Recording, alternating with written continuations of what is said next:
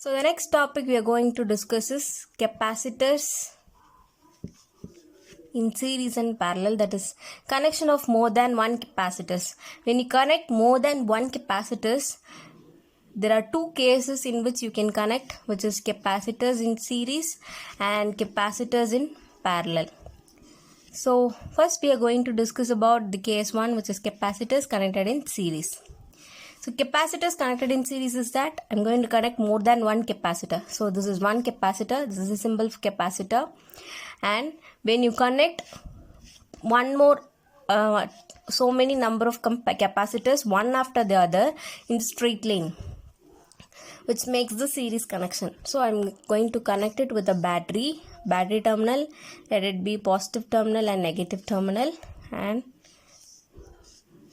the connection given in such a way, that is, as it is a negative terminal, the negative charges will be given here for the plate 1, let it be capacitor C1, second capacitor C2, third capacitor C3. And the battery terminal should be connected in such a way that one terminal goes off with one capacitor and the other terminal with the last capacitor in the series. It is like you people standing holding each other's hand one after the other in a straight line. This type of connection is called series connection. And here you can see that, see, as it is negative terminal, this plate would acquire a negative charge, and obviously the other plate is a positive charge. As this is positive charge, the negative charges from here, from this plate will be moved on to the other plate, which is negative charge here. This is positive, and this is negative terminal of the capacitor and positive terminal of the capacitor. Such a way of connecting the capacitors, see, one of the positive terminal of one capacitor to the negative terminal of the other capacitor, and the positive terminal to the next negative terminal of the other capacitor. Positive, negative, positive, negative. If the connection goes in such a way, it is called series connection. So how this works, and the battery will have some voltage V. So when the voltage is applied, the negative charges from the negative terminal will be moving and getting deposited on the capacitor plate of the capacitor C1. As this plate has acquired the negative charge, the equal amount of positive charge will be induced on the other plate of C1. As this positive charge is applied, the negative charges from this plate will be moving and pushing on to the plate of the second capacitor, as it is also acquiring the same amount of charge as of C1. Similarly, equal amount of positive charges will be induced on the other plate, and the negative charges from this plate will be moving on to the next capacitor, which is in the same equal amount way, in such a way that all the three capacitors will have acquired the same amount of charge Q. The charge in the first capacitor will be equal to the charge in the second capacitor and the third capacitor. As it is, all the capacitors will have the same constant charge value Q.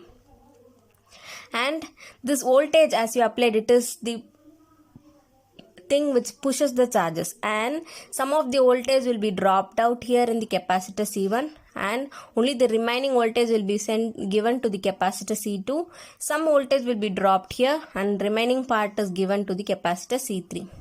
The voltage is split up and part of voltage is given to the C1, which is V1, and remaining part, I have taken some total voltage, I have taken some V1 part and is dropped in C1.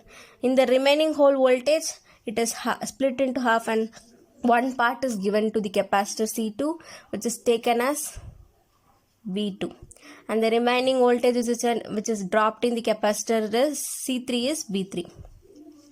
So the total voltage is now given as V is equal to V1 plus V2 plus V3, and the charge value here is constant for the case of series connection of the capacitor. So we know that in this case the Q value is constant, whereas the voltage V is equal to V1 plus V2 plus V3. When you add up all the voltages here, you will get the total voltage. So relating this Q, V and capacitance value, because for this you are going to calculate the capacitance. When you have more than one capacitor, what will be the total capacitance is what you are going to calculate here. So we know that the formula to be Q is equal to CV. When you take the terms, you have to be sure that one value is constant and the other value is variable. And with the variable term, I'm going to calculate the thing what I want. The thing I want here is the capacitance C and the variable term is V. So I have this V. From this V, I'm going to replace the equation in terms of C. So for that, I want only V. Bring this C to the other side, it becomes V is equal to Q by C, isn't it? So in this equation, I'm going to replace it as Q by C for every term. So V is equal to, for V1, V1 is the voltage dropped in the capacitance C1. So for V it is Q by C, we know. For first capacitor it is C1 and the charge is same Q. So it is Q by C1. Similarly for the capacitance for V2, V2 is for capacitance C2. For C2 the charge is same and the capacitance is C2. So it is Q by C2. For the third one it is Q by C3. What is this all? This is all the total voltage, and the total voltage is for all the three capacitors that is connected in series. So it is charged by the capacitance in series, which is equal to Q by C1 plus Q by C2 plus Q by C3. Here you have the charge Q as constant, which is same for all the case. So take that Q outside as a common thing. So Q by Cs is equal to, simply take the Q outside, then it becomes 1 by C1 plus 1 by C2 plus 1 by C3. You can cancel off this Q on the both sides because as this Q is same for all the values here. Then the equation would become, see, Q by Cs is equal to Q into 1 by C1 plus 1 by C2 plus 1 by C3 was the thing what we have got, and we have cancelled this Q here. So my equation would become 1 by Cs is equal to 1 by C1 plus 1 by C2 plus 1 by C3. This is the total capacitance value for the series connection of capacitors. So the next thing what we are going to see is capacitors, more than one capacitors connected in parallel with each other. So it is one capacitor, second, third, first capacitor C1, second capacitor, third capacitor connected with each other and connected to the battery terminal. The connection is such that see, negative terminal of the battery is connected to one plates of the each capacitor, so all the ends will have the same negative terminal and the other side of the plate of capacitor will be positive. See, the connection now here is, this is voltage battery, negative terminal of the capacitors connected with each other, negative, negative, negative, negative, and positive ends, positive plates, positive plates, positive plates to the positive plates. In the previous series connection, one negative end connected to the positive end and one negative end connected to the positive end. It was going like that. Here in the parallel connection, all the negative terminals on one side and positive terminals on the other side. This is called the parallel connection. The connection can also be drawn in such a way that the capacitance, this is positive terminal, and these are all negative terminals, and these are all connected to each other. And on the whole it is connected to a battery terminal. This is positive terminal, this is negative terminal. So negative terminal from the battery, this is voltage, this is capacitance C1, capacitance C2, capacitance C3. This is what is the picture given in your book. So this is what is your parallel connection. In parallel connection, all the negative ends will be connected and all the positive ends will be connected with each other. So in this case, the voltage applied on the capacitor on all the capacitors will be same. It is totally inverse of what we have discussed there. So charge is what is stored here in the capacitor will be dropped on each case of the capacitor. So the charges will be Q1 for the capacitance C1 and Q2 for the capacitor C2, and for C3 it is Q3. There the voltage was different and the charges were same, but here the charges will be split up, as it is a parallel case, will be split up and charges becomes different and the voltage is same here. So voltage is constant here and the total charge Q is equal to sum of the charges.